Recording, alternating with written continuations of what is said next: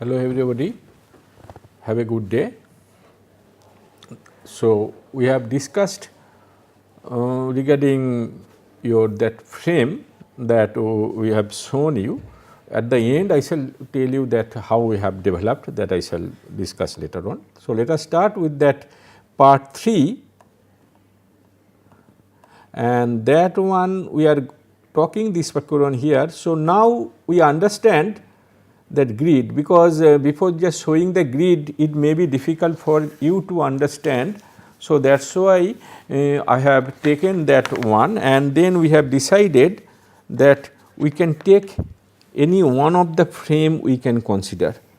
The next question is coming, what will be the load, how much will be the load that we have to find out, and that we shall let us discuss that, and then it will be clear. We shall take certain values we shall consider here. So, here let us come back to that figure 1 here. I have given L1, L2 and L3. As we have told you that we are having this one 7 meters, center to center we have considered 7 meter, and this one we are considering 3.5 meter, because for a classroom the requirement, as I have told you, that 7 meter by 7 meter. So, we can find out this one here, this is one classroom, next one another classroom. So, you can find out that there is no column in between, and this is the corridor we have given 3.5, generally we give 3.5, we have given 3.5, center to center 3.5, considering column width, wall, all those things, it will be reduced to 3 meter.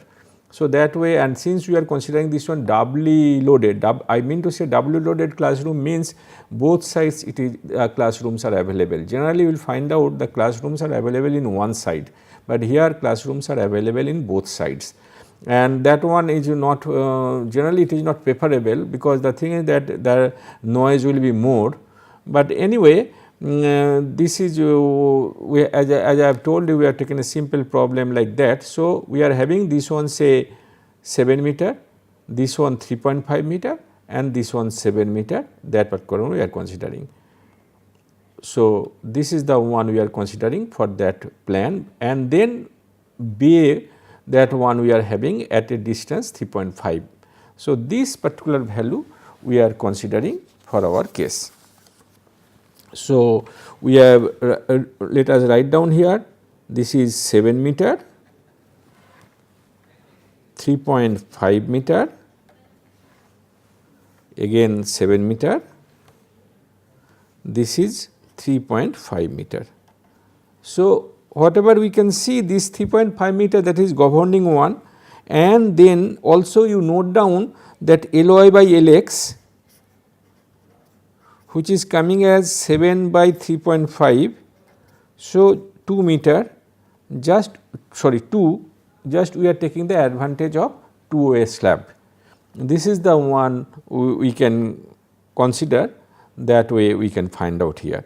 So, this is the one, that means each one we shall consider as a 2-way slab, that we shall consider, and that one here, whatever we shall do it here, as we all know, that particular one here, again we shall go back to that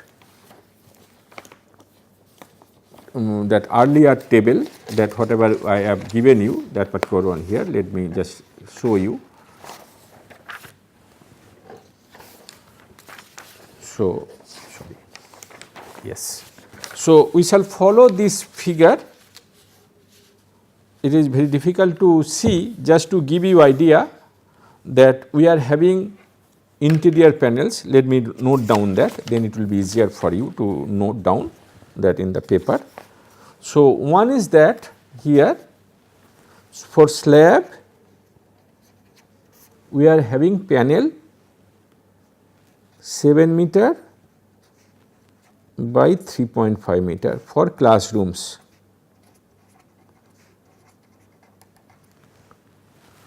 Then we are having corridors,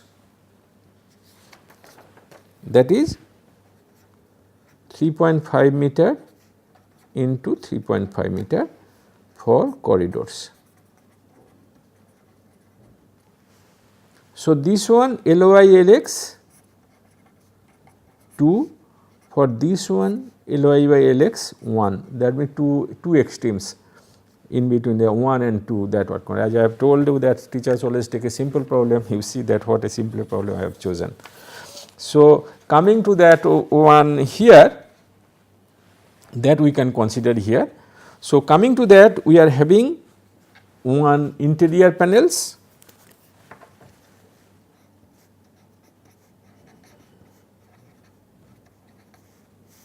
number 2 one short edge continuous, number 3 one long edge continuous,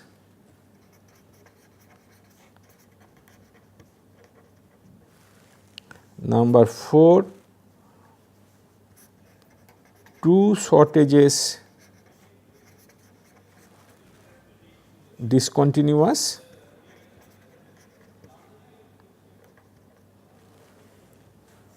then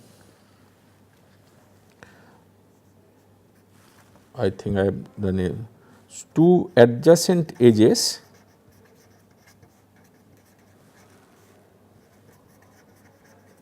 discontinuous,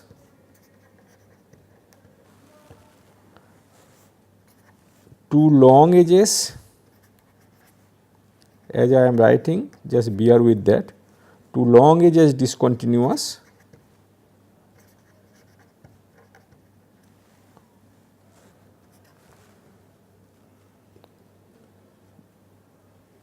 three edges discontinuous, and here 7 and 8 do, but here one case is that long edge continuous and here short edge continuous, and number 9 4 edges discontinuous. Number 9 we are having 4 edges. Why we are writing this one? So, coming to this particular one here, that this particular one, this is one type, this is one type,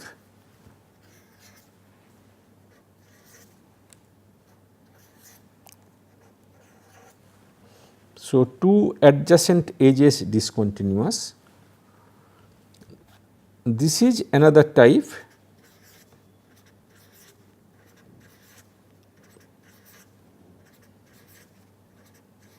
similarly this is also number 2,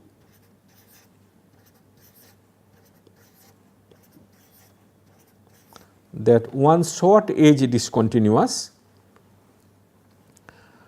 This particular one we can consider as a number 3, and this is 4, all edges continuous interior panel.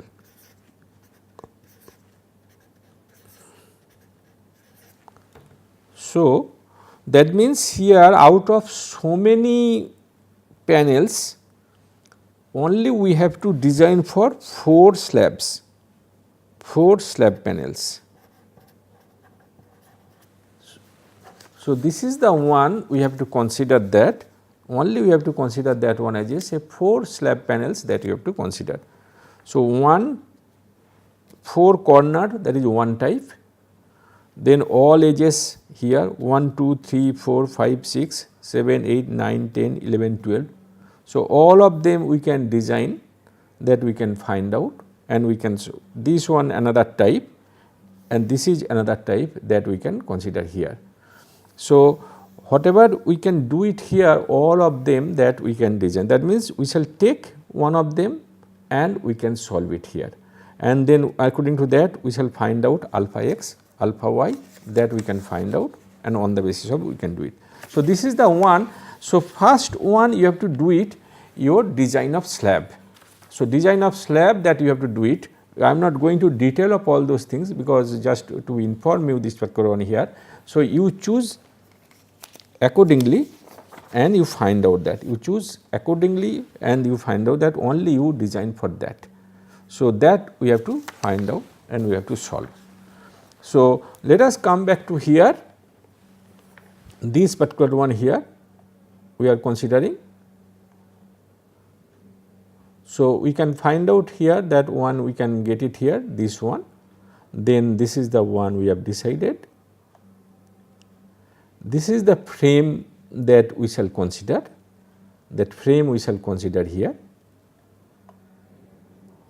For the frame, I have taken that C1, C2, C3, C4. So, what is C1, C2, C3, C4? We are considering that one here, C1, C2, C3, C4, that particular one we are considering here. So, C1, C2, C3, C4, that we are considering here. So, this is the one that we are considering, this particular one, an intermediate one. I can take B also, that also you can consider. This particular frame we are considering here. So, this is the frame we are considering here. So, C1, C2, C3, C4, then floor 1, floor 2, floor 3, and you are having that roof that we can find out, that we can consider here. So, floor 1, floor 2, roof, and here I have not considered here only plinth beam, that we have not considered here. So, that we have not considered here. So, this is your that next step that we can find out here. So, our objective here, that particular one we can consider and we can find out. Next one we shall take, that design shall conform to the following Indian standard codes: IS 875, IS 456, IS 1893, concrete shall be grade M25, steel shall be of grade Fe 415, external brickwork shall be 250 millimeter thickness, and the internal wall shall be 125 millimeter.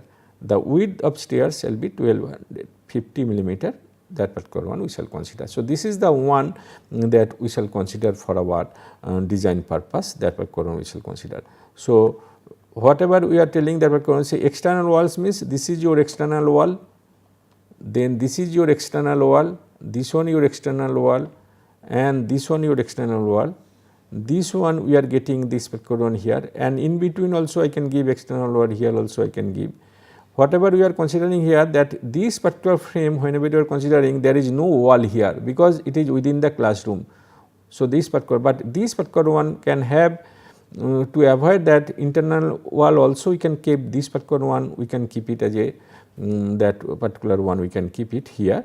This particular load also we can keep it, that means your 250 wall, so that that noise, other things will not go from one side to other side.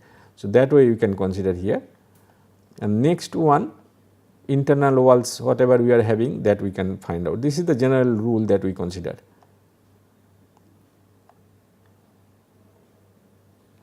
Earthquake zone shall be considered zone 3, that will be decided.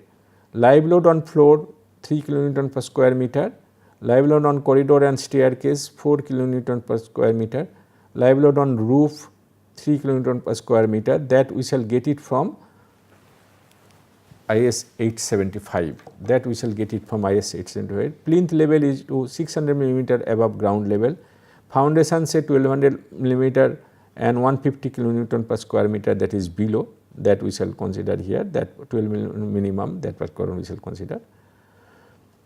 So, thickness of slab 120 millimeter, thickness of floor finish we have considered 30 millimeter, thickness of ceiling plaster we have considered 6 millimeter, unit weight of concrete 25 kN per meter cube, unit weight of floor finish 24 kN per meter cube, this information is required. Unit weight of plastering 24 kN per meter cube, dimension of external columns 300 millimeter into 500 millimeter, internal columns also. So, all the columns we are keeping that one. The objective is that generally the size you can keep same, but your reinforcement can be different. That is your another approach we make it here. And beams in corridors also. So, all of them we are making this dimension because continuous, but the thing is that only that reinforcement will be different there. Cross beams you are keeping 300 millimeter, that means that between the two frames whatever you are considering, that is actually your that cross beam, that particular one we consider here. So, that means your cross beams means here this is your cross beams, this particular one will be cross beam, and this is your main beam, this is one, this is another one, this is other one. So, like that we can have that one, say your main beam that we can have. So, this one whenever we are considering that particular one here, so we can find out that considering that we can get that 125 millimeter thickness of slab 3.125 kilonewton per meter square, that is means here 3.125 kilonewton per meter width, 30 millimeter thickness floor finish. So, we can get this one, 6 millimeter thickness of ceiling plaster, that you can get it here. So, dead load of slab means 3.125 plus 0.72 plus 0.144, which is coming as 3.989 kilonewton per meter square. Dead load due to brick wall of thickness 250 millimeter. So, 0.25 into 3.5 minus 0.5, because that is the depth of the slab including depth of the beam including slab. So, that one you have to subtract that particular one here. So, that means here whatever we are considering that wall,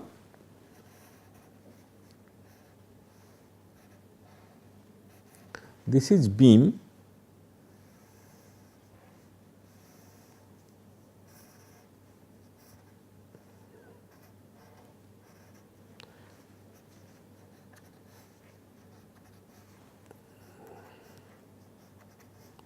so this is your floor to floor height.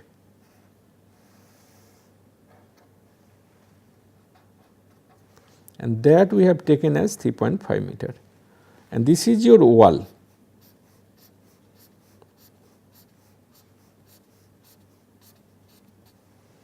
And this depth whenever you are talking 500,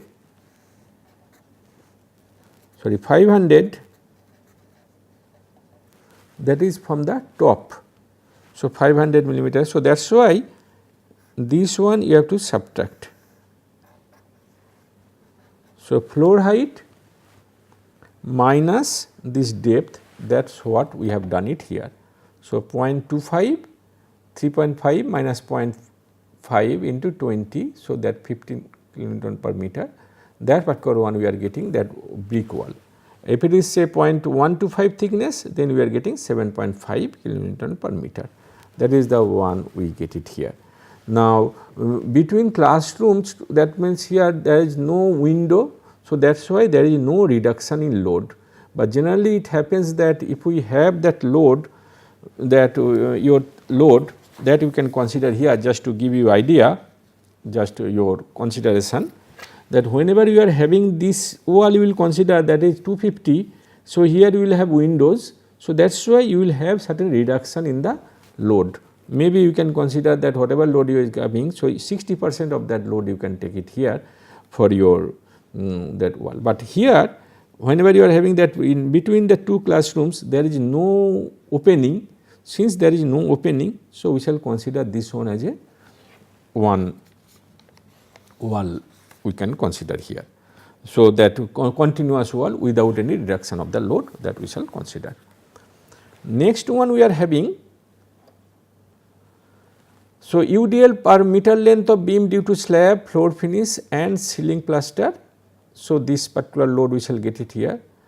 So, then we shall get it self weight of beam, again we shall get it 2.812. So, UDL per meter length of beam due to slab, floor finish, ceiling, internal brick wall and self weight of beam, we shall get it 24.274 kilonewton per meter. And now, there is one more case I would like to say. What is that? Just let me explain. Generally whatever we consider, just to give you idea, just let me give you here whatever we have considered this particular one, let me explain. The loading generally we consider here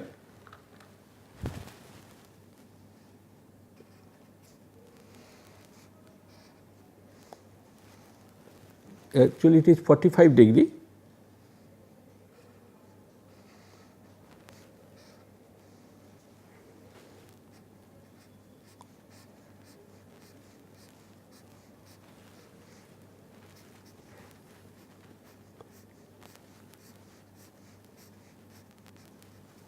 So, this is the one loading it will come in that way, just to give you idea that this one will be taken by this beam. But here what I have done, since this one is 7 meter, so what I have done is more conservative side. I have considered that this load will be taken by this beam, which is little bit conservative, but anyway that one we can make it. You can see, because that is the maximum actually depth you can get it.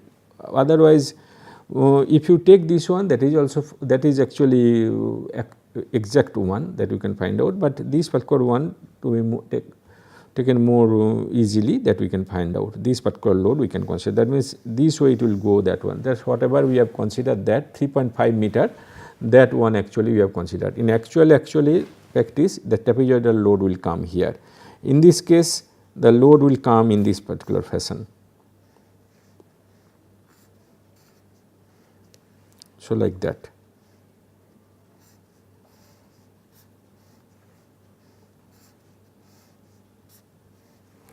But our objective just to give you idea the different aspects of design, the analysis of plane frame, that is what we have done. So, on the basis of that, we can find out this load, slab, floor finish, ceiling, self weight of beam 16.764 meter, each bay here 3.5 meter, UDL per meter length of beam due to live load in room 10.5 kN meter, per meter length of beam due to live load in corridor 4 into 3.5.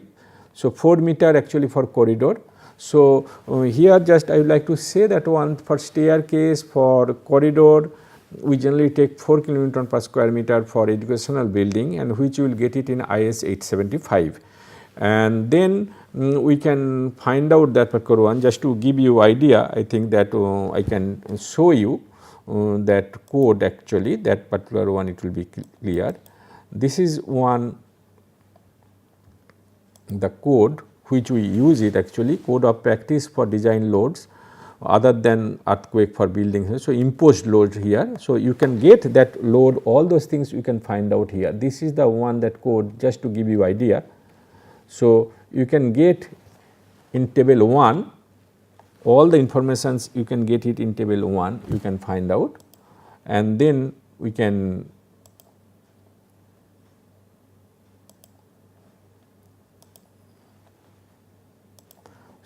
sorry. So, we can find out that load here, just to give you idea, just you can get it. So, educational building, they here actually given the educational building, that particular one here, it is not. So, here 3, all the values whatever is given here, that we can find out from different places. 4, that is the one that I have taken from there. So, this is the value we took it. The idea is that if it is say staircase or corridor, if it is overcrowded, then we can go up to 5 kN per square meter also. So, that is the one we consider. So, coming to that one here now, coming to this one here.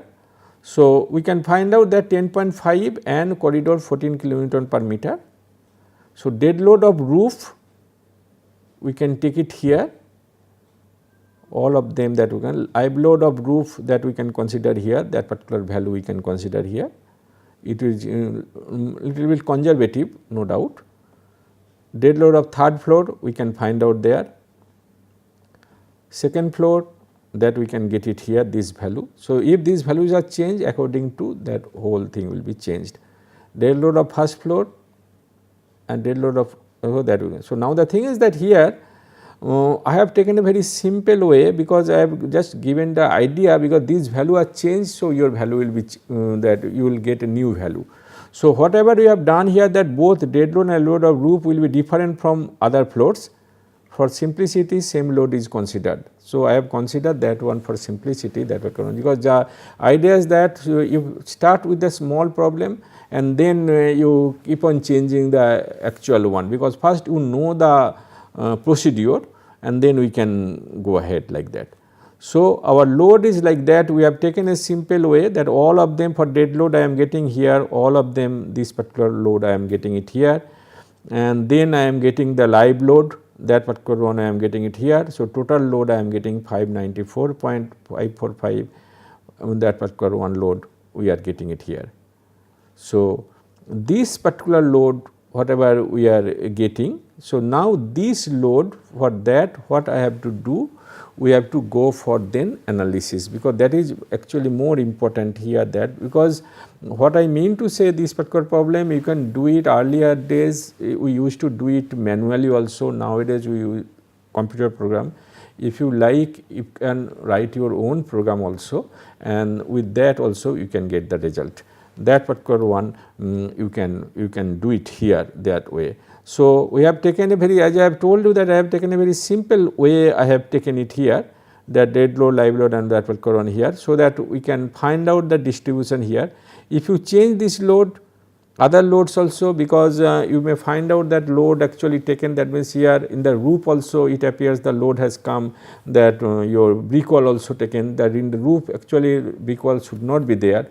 So, that is also in this matter we have assumed that is not proper, but I mean to say that if we have this particular result like that, we can find out the what we are interested, that we have to find out the next what will be the earthquake force.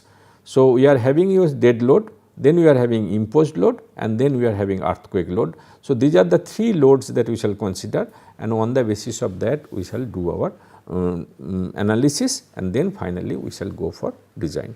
So, we shall go for your say earthquake analysis, earthquake load, and then analysis, that we shall discuss in the next module. So, thank you very much.